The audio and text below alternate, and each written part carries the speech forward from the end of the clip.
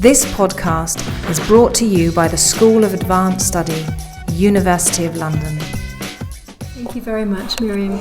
And thanks everyone for coming and the invitation to come over and talk to you about my work. I first got interested in men and feminism when I was working on the early 20th century, looking at the invention of the word feminism, which was adopted in Britain around 1910, 1911 as an alternative to the women's movement. And one of the motives for adopting that term was to find a way of framing gender activism towards gender equality that could include men. So feminism was very deliberately adopted as a means of bringing men into this activist space. And I was fascinated by tracing out the outcomes of that attempt to bring men into feminist activism. But I discovered that as you move through the 20th century, that possibility of men as feminists is very low profile or is forgotten entirely. And feminism very quickly becomes something which becomes synonymous with women's activism. So I decided to write a 20th century history of men and feminism, only to find that there was really no archive sources until I got to the 1970s, when there was a huge explosion of wonderful, rich sources on how men had felt that feminism was speaking to them and that they had to make a response. So this paper is a reflection of that research on the 70s and the 80s. And I think it's an important topic for us today because we're seeing a resurgence of feminist activism, and I think this time there's a stronger sense that this is something that men can partake in. I think there's less hesitation in declaring oneself a feminist man. And as you'll see in today's paper, the men that I'm talking about today, who were really very active in all sorts of feminist circles, chose in the main not to call themselves feminists, but rather use the term anti-sexist men. So, starting from my memory of this moment in the early 20th century, when men were very active in the suffrage struggle, these are both taken from British suffrage archives, I wanted to ask, what happens in the late 20th century to the men's movement. Now, the reason for doing this is, one, because I think it's very interesting for us to look at men's activism. It helps us understand the kind of wider landscape of masculinities, and in particular in the late 20th century it helps us understand the idea of the new man, which was much talked about and in fact much laughed at in the press in these decades of the 70s and 80s. But there's a second aim for why we might do this, and that's to get a stronger sense of the impact of the women's movement in the late 20th century. So what I want to do is contribute to a historical narrative where the women's movement doesn't just seem to be a group of angry women, very internally focused and very dominated by splits and disputes between socialist feminists and radical feminists and revolutionary feminists. Instead, I want to see it as a more outward-facing movement, a movement that does have an impact on society. So, looking at these significant numbers of men who understand feminism as posing a very direct challenge to them and responding with commitment, although sometimes also with confusion and emotional upset, helps us place the women's movement into this broader social, cultural and political history of the 20th century. So, in the early phases of the women's liberation movement, as you can see from this photo of attendees at the Ruskin conference on women's liberation, which was really the sort of founding moment of the British women's liberation movement, you can see it's a mixed-sex audience. I mean, it's predominantly women, but there are certainly men there. And it was clearly men who were mostly already involved on the left or in libertarian or student politics. And their major contribution at the Ruskin conference was to run the creche. You can see here, this is a very iconic figure for the left, Stuart Hall, looking after a baby. Now, given the culture of the left and of radical activism at the time, this provision of childcare was quite a major statement of commitment. It, of course, materially contributed to women's ability to be at the conference and to participate in it. But it also pointed to a new kind of masculinity, a kind of masculinity which was comfortable with being caring and more emotionally demonstrative. Despite these early days of mixed-sex optimism, the women's movement, as it developed, came to reject the idea of mixed-sex initiatives and moved relentlessly towards women-only forms of activism. That's an important story in its own right. But today I'm going to look at the invitation that offered men to experiment with men-only forms of activism. Now, of course, those kinds of men-only spaces were always controversial, and lots of participants in the women's movement felt that they were unnecessary because society already offered men lots of effectively men-only spaces like boardrooms and parliaments and so on. But defenders of men-only spaces talked about the fact that they felt they had subordinate forms of masculinity, and that men needed to have the trust built between men, trust in particular around emotional disclosure, which could only really happen in these men-only spaces, and that, it was argued, would lead to men ceasing to make emotional demands on women. So the idea was that men would take responsibility for their own emotions and share them with other men. So the 1970s and 80s witnessed a proliferation of men's groups which were present in every major town and city by the mid-1980s. These were supported by large numbers of men's periodicals, and these are a couple of quite early ones. Interesting that they both have this sort of comic book superhero kind of pastiche on their front cover. But of course here we have childcare again being foregrounded as the characteristic of the anti-sexist man.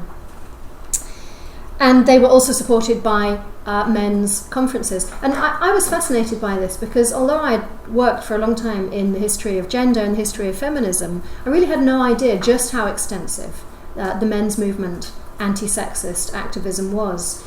And I had asked several colleagues, what do you think I'll find at the start of the project? What is there? And they all said, there's nothing.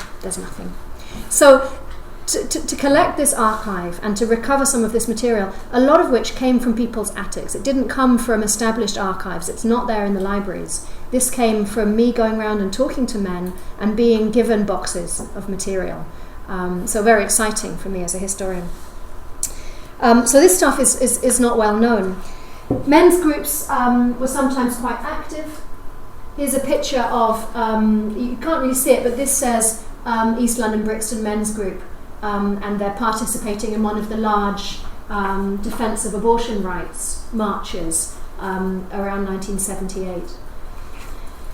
So they were marching, they were also taking action like picketing sex shops, graffitiing sexist adverts, and so on.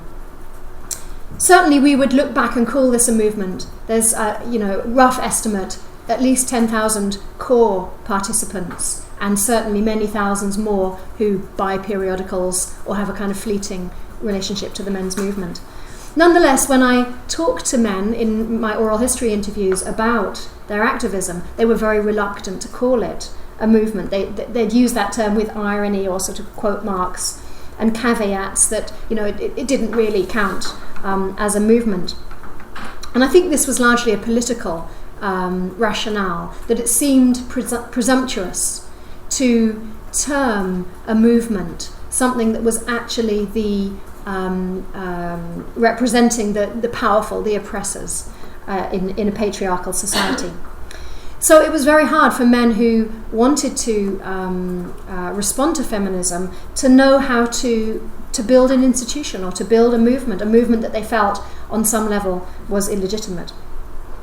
That was particularly true in the early 1970s, and I'll talk a bit about the attempts to build something more positive in the 1980s a little bit later. So it wasn't very easy for men to think about how they could make a positive relationship with feminism. They didn't want to use the term feminist themselves. As I said, they used the term anti-sexist. They talked about being accountable to the women's movement, so to be a sort of auxiliary organisation by donating money, by providing childcare at women's conferences, or sometimes just in their personal lives, by addressing their own sexuality. And there was a very important component here of influence that came from gay liberation circles. And as much as they were identifying society as patriarchal, they were also identifying it as homophobic. But certainly they felt that they could borrow the techniques of consciousness raising and deploy the same kind of small groups and intimate discussions to try to think about how they could transform their lives. So in today's paper, I'm going to really concentrate on the emotional content of anti-sexist activism, and a lot of this is taken from a series of interviews that I conducted in the last sort of 2 or 3 years. I interviewed about 45 men and women, but mostly men, about their experiences of anti-sexist activism, and a lot of material came out which discussed emotions. And in particular, I'm going to talk about the emotions of guilt and shame, and think about the role that those two emotions played in this world of activism.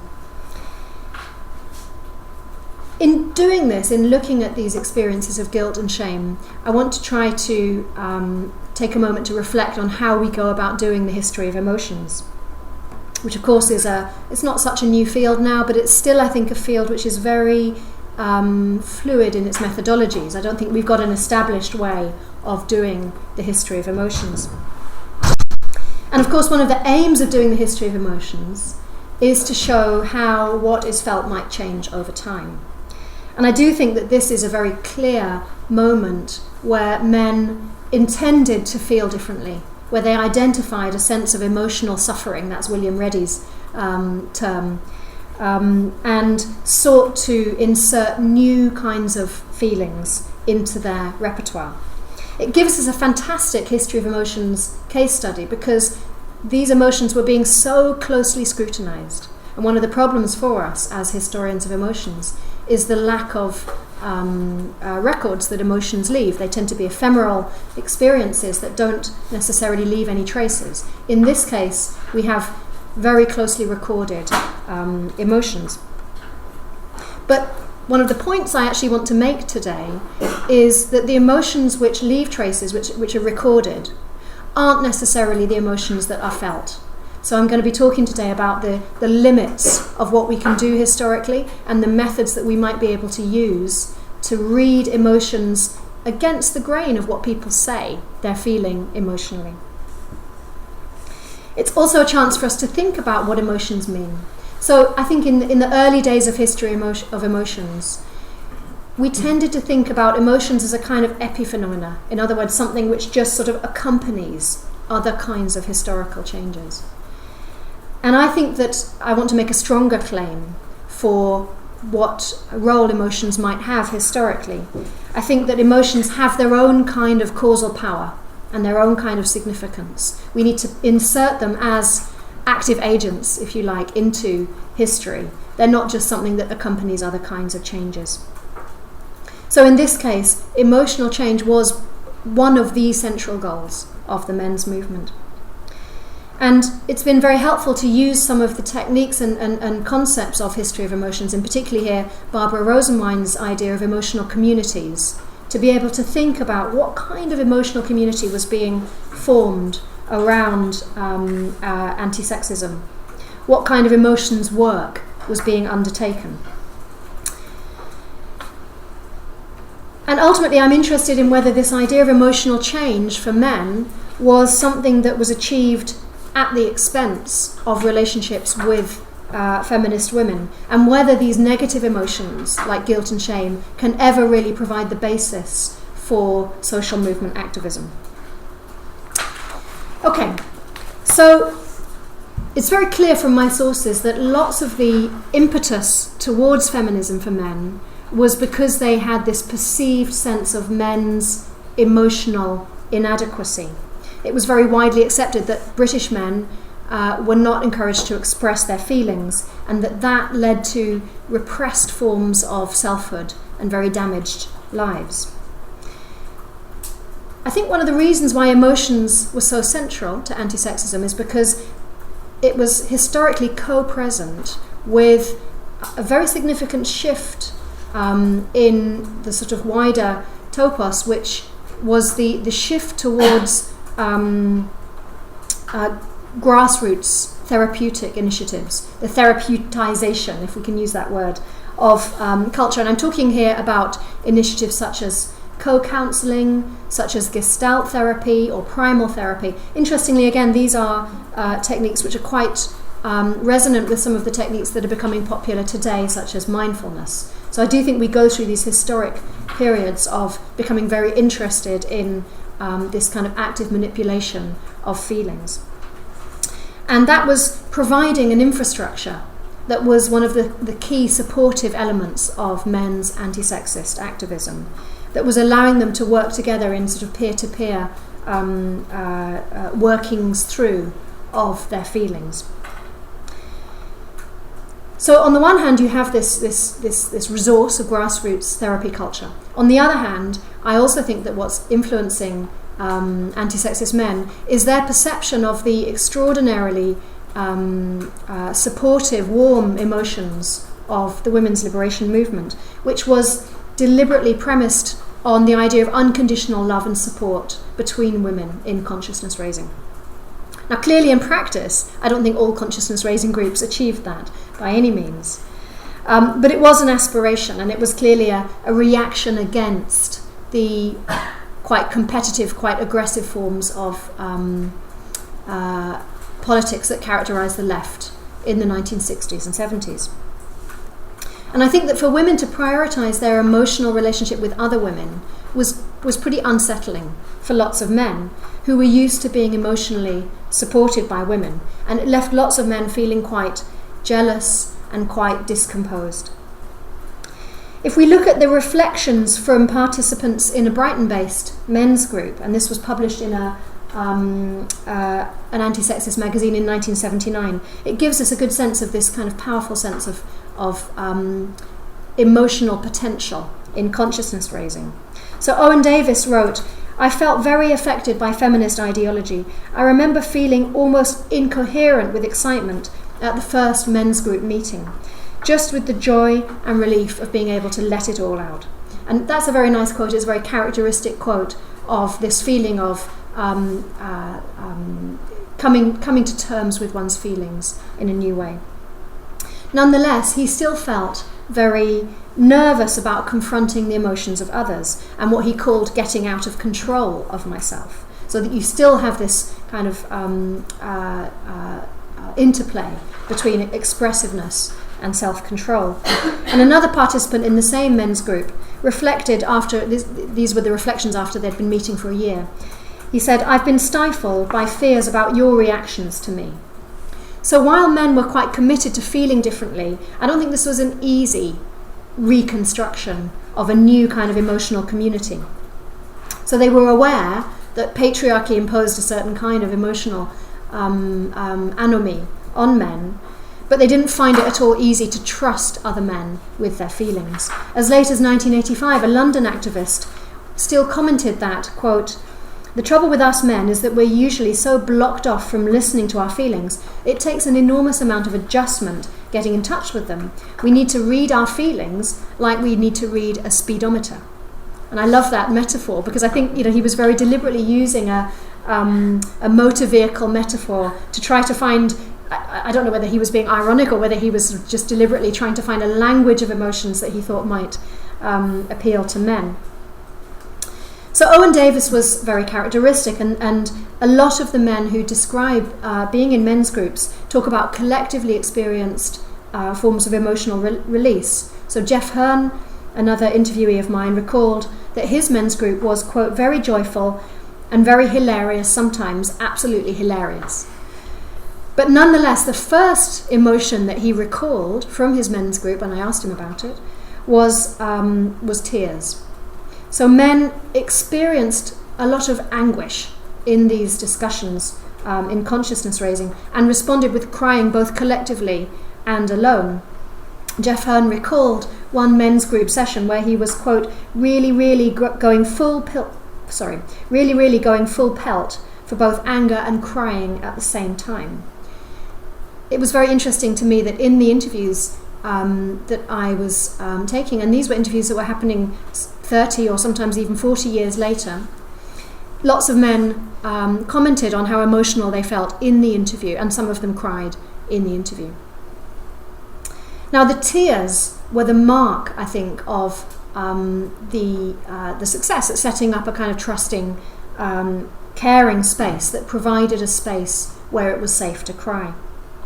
But the tears were also an indication of the difficulties, the difficult emotions that men encountered when they were faced with taking on board feminist insights. In looking back, one of my interviewees explored the emotions he felt with quite a lot of honesty. And he said that he had felt, quote, an ever-present sense of shame and self-loathing at being a white male. And I'm going to come back to that sense of shame and self-loathing that he felt a little bit later. But let's unpack some of these difficult emotions. And I want first to turn to the emotion of guilt. Guilt is by far the most commonly mentioned emotion within my sources. There were lots and lots of discussions about dealing with this sentiment of guilt. One of my interviewees talked about how the keynote was one of chronic guilt, basically that we were in this kind of oppressor role towards women. Now for him, he was a very interesting respondent, because for him this guilt was an invitation to do something. And he felt that his feminist friends were pushing him towards action. And in response, he founded a network based in Liverpool called Creches Against Sexism. And that, in the end, became a very successful national creche that helped men get involved in childcare, mostly at feminist workshops and conferences, but also at some of the peace camps like Green and Common. So guilt here did provoke action. But that's quite a rare response, and the more usual response to feeling guilty was to push away the stimulus that was making men feel guilty. One activist referred to guilt as the great mind warper. And you see this particularly strongly in this periodical, Achilles' Heel. It was a very interesting periodical. It was the most substantial and long-lasting of the men's movement periodicals. Do you want me to shut the window? It was a bit like, if some of you know Spare Rib, this was a bit like the kind of Spare Rib equivalent for the men's movement. It was quite professionally produced, and it was sort of the national voice of the movement, if you like. And one of the founders of Achilles' Heel told me in an interview, I couldn't really identify with men who were going into some sort of guilty position in relation to women, and that it was their duty to change their behaviour and stop using certain words. I remember one guy saying, and he was laughing while he told me this story, that he had taught himself to look at the ground as he passed women. And that I'm going to come back to that theme of where one looks a bit later. A whole issue of the anti-sexist men's newsletter was published that was entirely devoted to guilt in 1981, the guilt issue. And in it, a contributor, Peter Martin, argued that Men seeking to be allies to women seem to be jerked back by feelings of guilt. This negative emotion serves no useful purpose and leads to actionless introspection. It is, I believe, fundamentally a mechanism to return attention to the guilty and away from positive action. And feminist women seem to agree with him. One talked about guilt as making men, quote, either cringing servant or patronising helper of feminists. Another one wrote, and this was again in the anti-sexist men's newsletter, which was another one of the periodicals. Guilt is useless. It's a way of sitting around beating your chests, saying you're sorry, you know you've done wrong, but please forgive me. I don't want your apologies. I want to see evidence of some action to change, not just introspective ramblings and learning to cry. Your tears won't change a rapist or help with my little boy. So I suspect that this correspondent, Sarah, had in mind that men might campaign or that they might help with childcare in the way that I mentioned earlier Mark Long was doing. But in fact, what emerged from the men's movement was not so often those kinds of contributions, but more this therapeutically oriented agenda, trying to remake how it felt to be a man and trying to remove negativity. And in fact, I think this was the very behaviour that Sarah was critical of, the kind of sitting around and learning how to cry. Peter Martin, for example, recommended that men's groups take time off each just to say the words, I am a man, again and again, and to see what feelings come off. You can just imagine what feminist women thought of that particular experiment. So guilt was very widely understood as a non-productive emotion. It was childishly attention-grabbing, it was weak, it was apologetic, and likely to lead to intense frustration on the part of women. Anti-sexist men found guilt very difficult to live with. They found it very damaging to their sense of self. They found it impossible to reconcile with positive accounts of being masculine. So instead of feeling guilty, they tried to insert new kinds of feelings.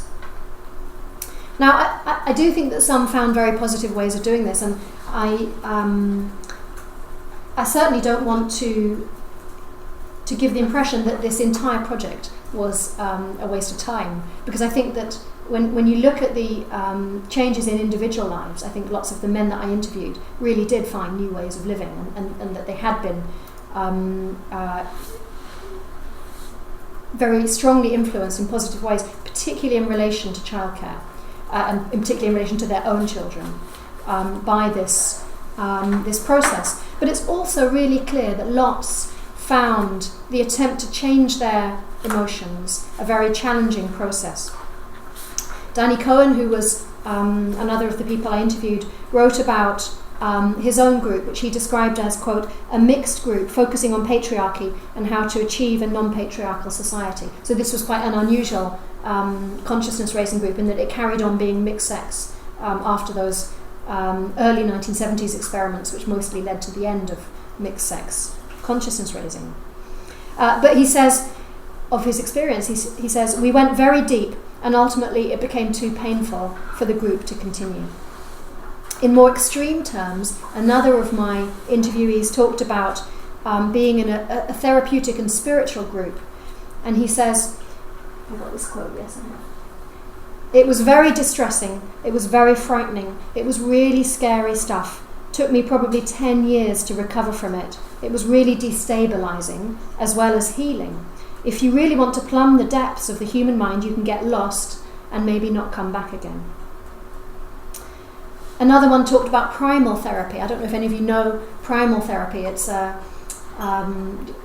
roughly, it's an attempt to get back to the emotions that one feels as a baby, even the emotions that one feels as one's being born, and to sort of relive and work through those emotions.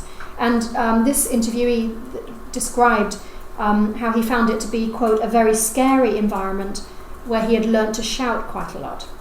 He says, I was trying to understand myself and understand my feelings, but that left him in what he described as a delicate mental state. So there are lots and lots of those kinds of therapy experiments which which I do think sometimes were successful, but which were also quite distressing.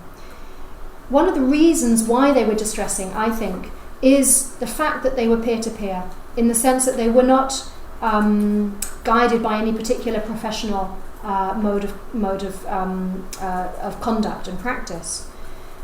So these were groups that were trying to break taboos. They were trying to be honest about vulnerable feelings, and so they were using techniques like group massage sessions, trying to break down men's reluctance to touch other men's bodies, examining each other's genitalia, these kinds of things. And you can imagine that in a relatively unstructured environment, that these could be very difficult experiments to run. And I don't think there was enough safeguarding. There was certainly groups where group leaders were having sex with people who were participating in the group.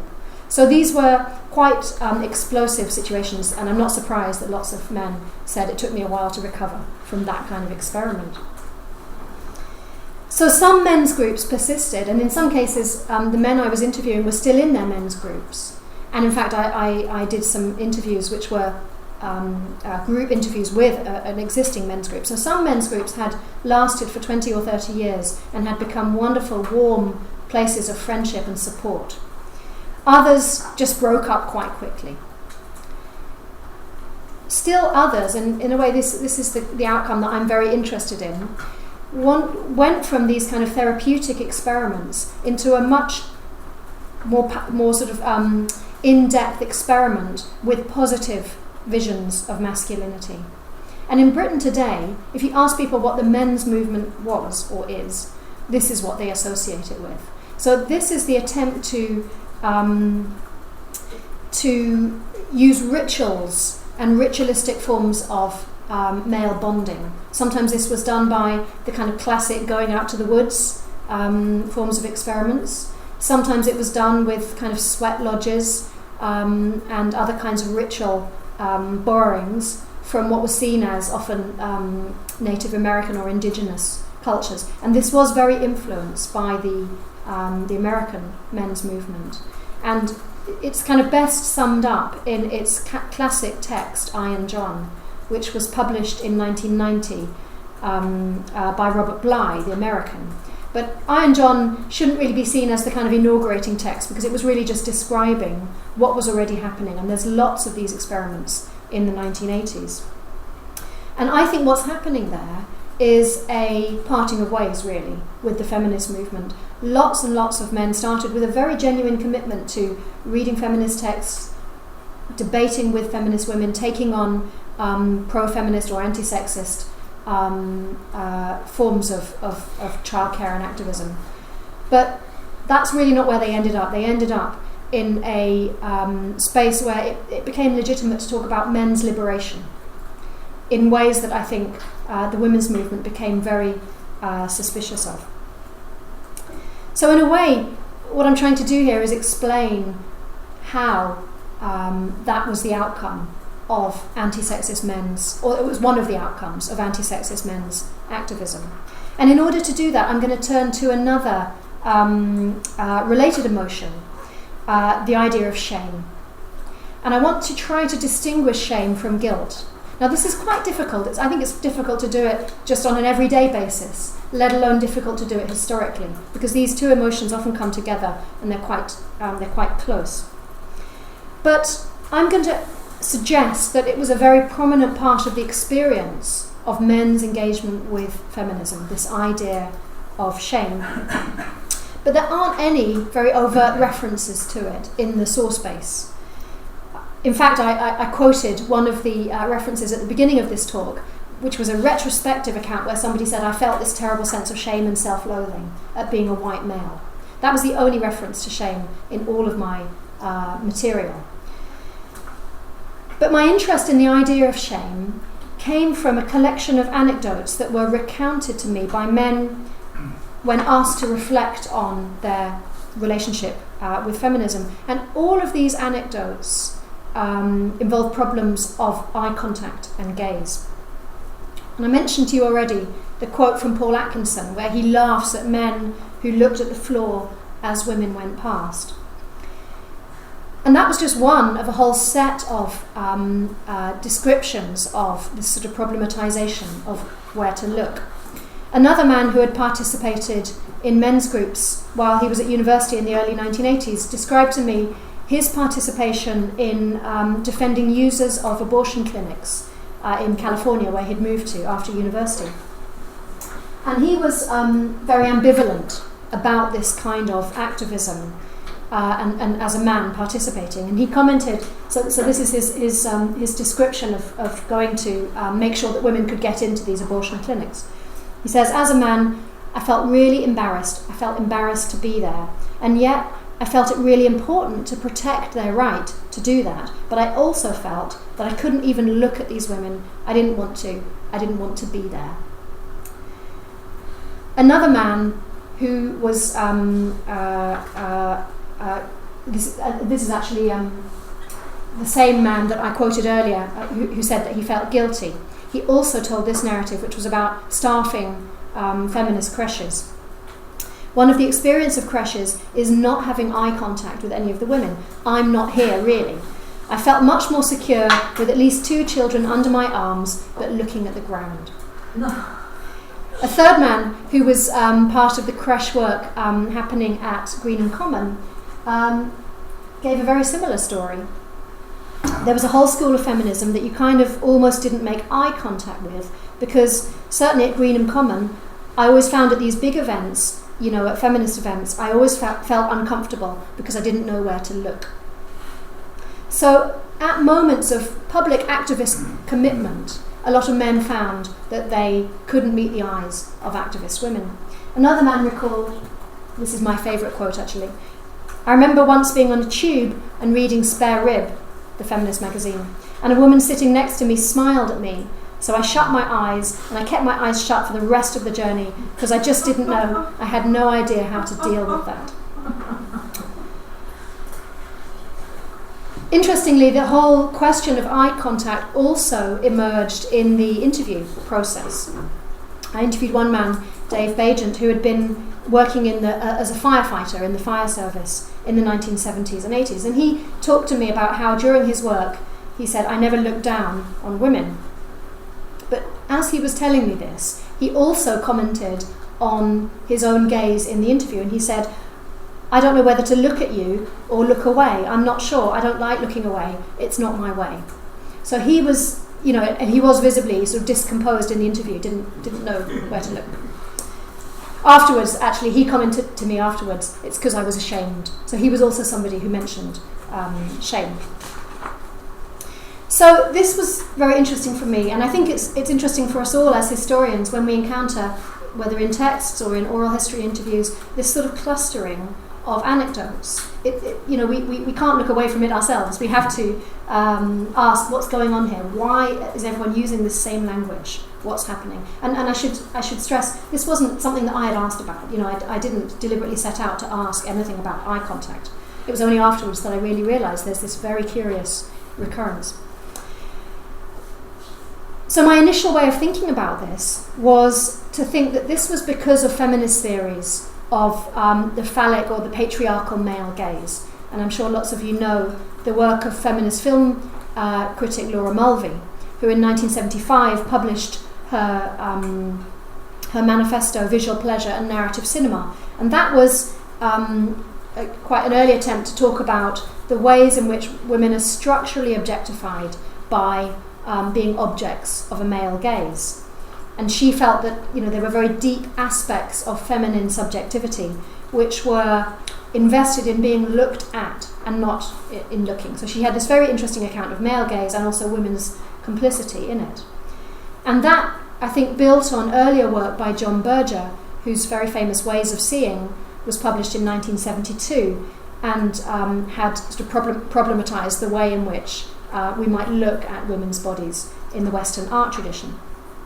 So Mulvey and Berger were both helping to fuel this very widely discussed aspect of feminist theory about the male gaze. So my first explanation was, these are men who read feminist theory, or perhaps feminist theory just became part of the sort of everyday discourse, and they internalized that literature and they wove it into their self-narrative. But I later changed my mind about that explanation. And instead, rather than this being about theory informing personal experience, I decided that what was going on was a shared emotional experience, which we can understand through this idea of the disordered gaze. So I think what I was looking for here was a kind of slightly finer grained way of understanding the emotional content of male feminism, and I became convinced here that this was a set of anecdotes that were about shame by reading the psychological literature on shame, and also some of the literature from queer theory. And developmental and social psychologists talk about shame as being performed through physical symptoms of turning away and looking away. That it's represented by blushing or by covering one's face. Helen Lewis, psychologist, talks about the ashamed person imagining himself or herself through the eyes of others and therefore being unable to sustain eye contact. And those symptoms of turning away and problems with eye contact go with feelings of being passive and being rejected. One author writes, "Shame is an emotion of the worthless, the paralysed, the ineffective." It's also commonly understood to be a wordless emotion. It doesn't name itself, but it's cashed out in these sort of deep physical responses.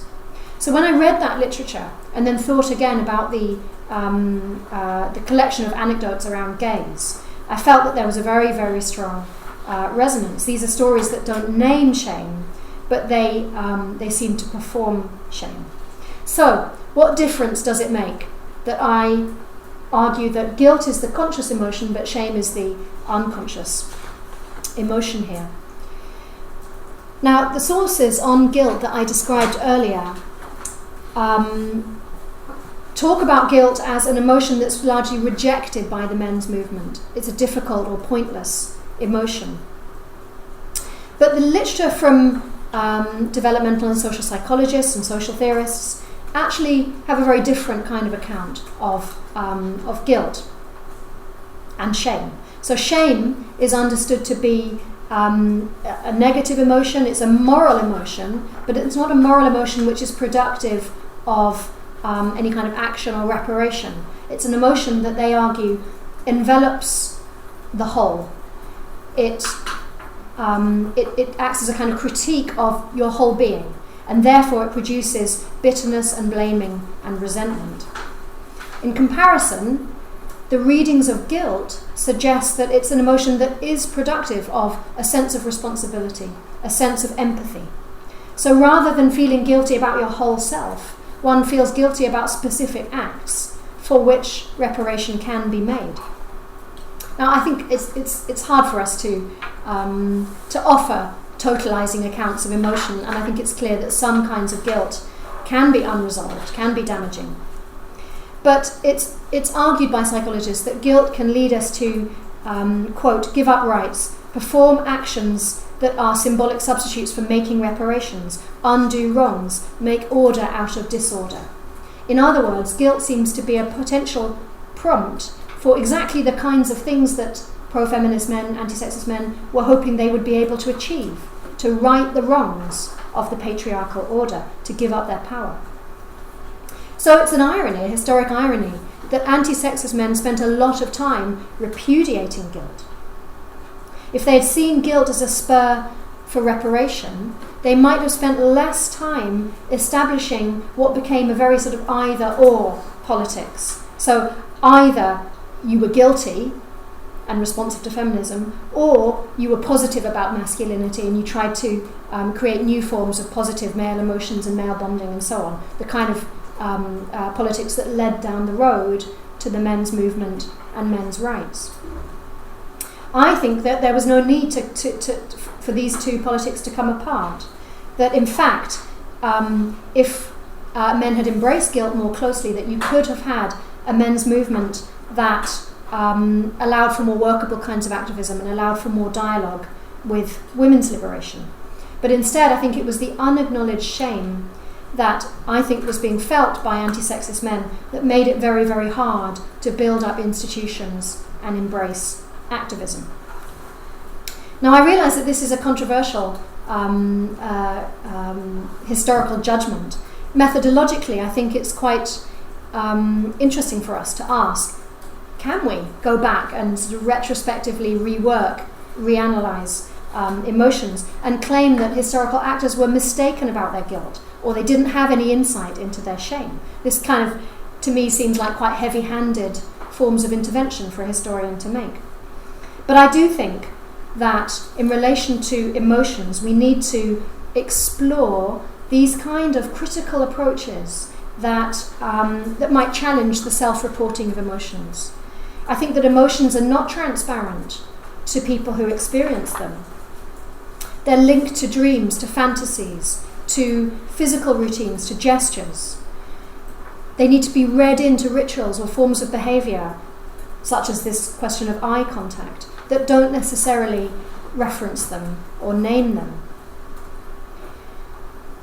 So I think that in a way we have a wider field, and that we need to think about a wider range of methods by which we might go about doing that kind of quite innovative work in history of emotions.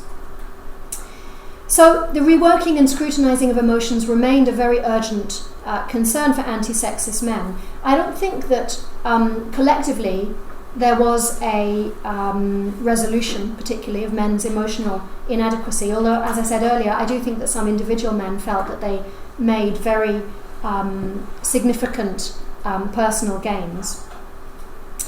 But I do think that we can explain why this politics ran into the sort of heavy weather that it did by understanding these dynamics of guilt and shame in these more fine-grained ways. So to conclude, I've argued today that we need to do more than take emotional discourse at face value. We need to be more critically aware of the way in which historical actors might misidentify their emotions, and we need to be more ready to read bodies, gestures, and other kinds of non-verbal evidence to have a better account of emotions historically. And I think that this is key to understanding the successes and the failures of the idea of the new man in this historical moment. Secondly, I'd argue that projects that seek overt emotional change, such as these consciousness-raising groups within the anti-sexist men's movement, are probably always going to fail. I don't think we can consciously rescript the ways we feel. I don't think emotions are open to that kind of manipulation. And the kind of emotional journeys that men describe themselves as going on don't always lead to the kind of expected point for them. All of the sort of painful emotions work that was done proved to be too painful and too risky for a lot of men who drew back from that kind of consciousness raising. However, I do think that emotional change can happen. It tends to happen instead of by conscious direct manipulation as a kind of side effect of other forms of action. And I think here the example of childcare is one of the best ones of an action that was taken on not particularly with the direct aim of producing emotional change, but that nonetheless was its indirect effect. Lots of my interviewees talked about their relationships with children as the place where they were able to learn to express tenderness and love and patience and care. So emotional change is probably best approached sideways on. Direct manipulation is costly and produces unintended results, but shared labour and care did produce viable emotional communities and allowed anti-sexist men to transcend their shame and to feel differently. Thank you very much.